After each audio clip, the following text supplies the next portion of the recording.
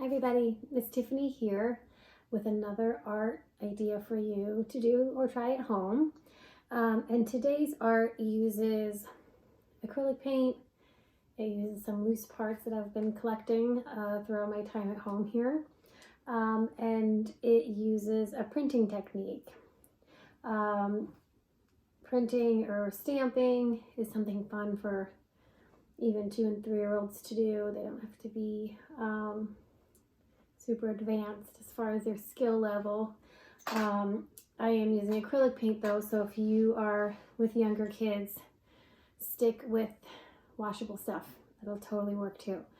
So I wanted to just walk you through and kind of share with you the artistic inspiration we're going to use. It's an artist and a piece of artwork I know in a lot of early childhood settings they use to kind of inspire their kids' art. So the artwork is Kandinsky's Circles. They look at this. I don't have color ink in my printer, so I have it on my handy iPad.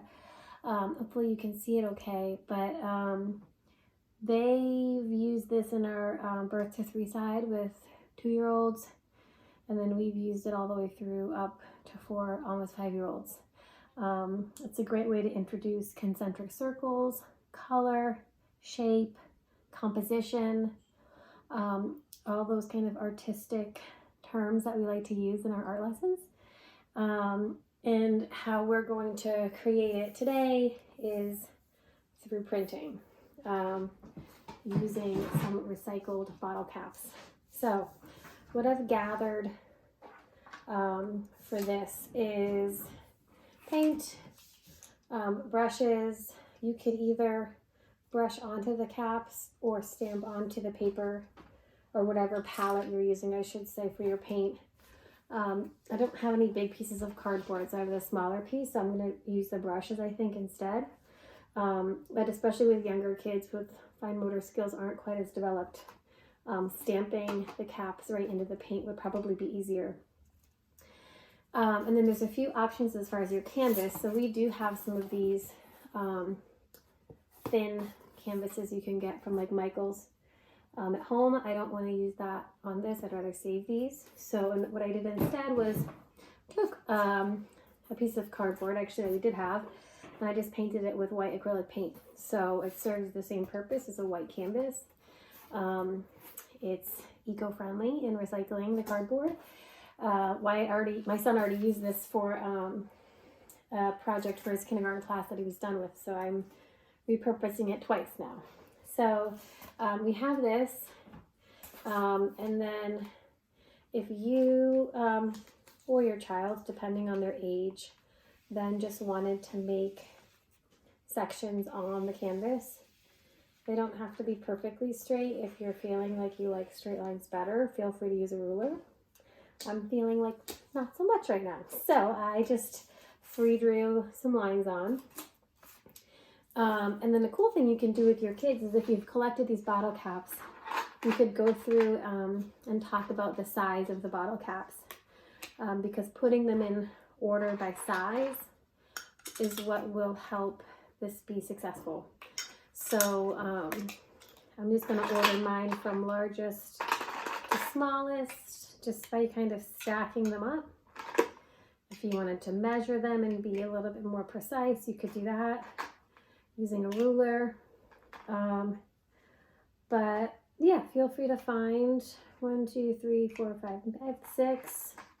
Maybe you want to do 7, but I think 5 or 6 is a good number to start with. So then what we'll do then is just pour out some colors on a palette. I'll do a few different colors. Let me see. Some red, some blue. I mean, you could spend time together looking at Kandinsky's art and seeing what colors he used, and maybe finding some inspiration there. Or maybe your child is really into one specific color and go with it. And yeah, so I'm going to use my brushes to mix up some of the ones on my recycle palette here. So I have red, I have orange.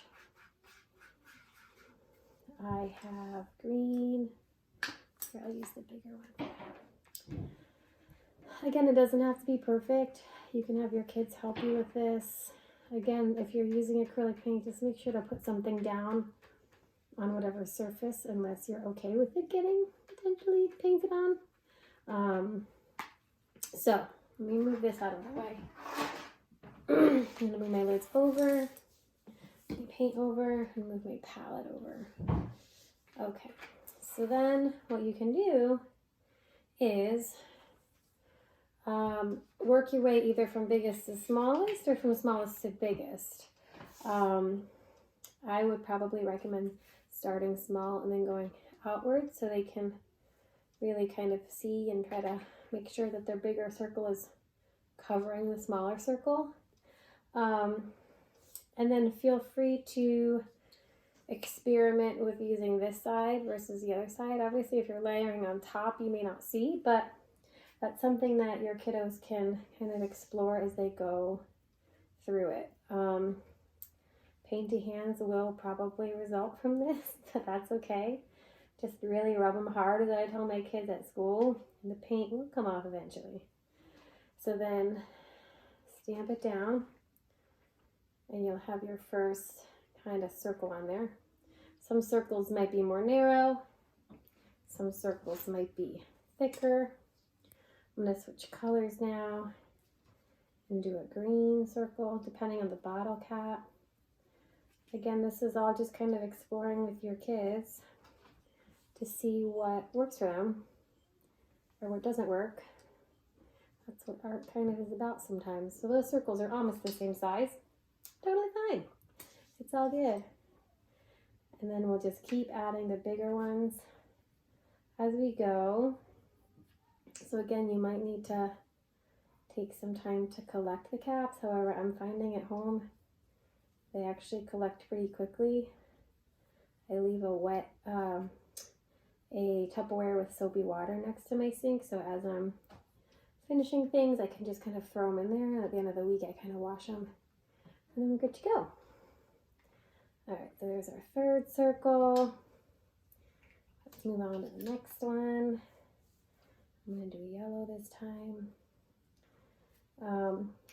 It doesn't have to be bottle caps. You can find any kind of circular object around your house that would produce kind of a ring shape for your kids to use as their printing mechanism. Some other cool things for printing, just for printing art in general, might be a fork. If you could pull apart some cardboard, and that corrugated middle part of the cardboard is really cool to print with. Nature items. I'm going to do that again. I'm going to put another round of yellow on that one. Nature items like leaves, pine cones. There's really kind of unlimited opportunities for printing things around your house. All right, let's get some, red on this one. And even once you've put these initial stamps down, if your kids want to make the colors a little more vibrant or bright, they could then paint over the circles using those as kind of a guide. Sometimes kids get overwhelmed if their circles don't look like circles, and they may want you to do it. So instead of doing it for them, you can use this as a guide, and then they could kind of trace over them instead. All right, the red is down. Let's see, which color didn't we do yet? I think we did all of them. I'm gonna do another blue, and we're almost finished. And I'll just show you the first one I've done. And then you guys can take it from there if this is something that's interesting for you to do at home with your kids. I got all sorts of red paint on my finger. It is not bleeding. It is all good. All right, blue stamp is down. Our last one, I'm actually going to use the top of this one because it does have a little bit of a kind of lip to it. or raised area of it. So I'm going to do my last one on this side. Let's see. Finish that one. Okay. And put this one down in my circle. All right. All right, show you the final product here. Again, it's a great art project where you could talk about size, proportion, big or smaller. Talk about printing. If your kid seems really into printing, you could just kind of go from there and think about other things you could print with outside of bottle caps and lids. So yeah, so there's my kind of start to my Kandinsky Circles inspired art, and I hope you enjoy it. Bye.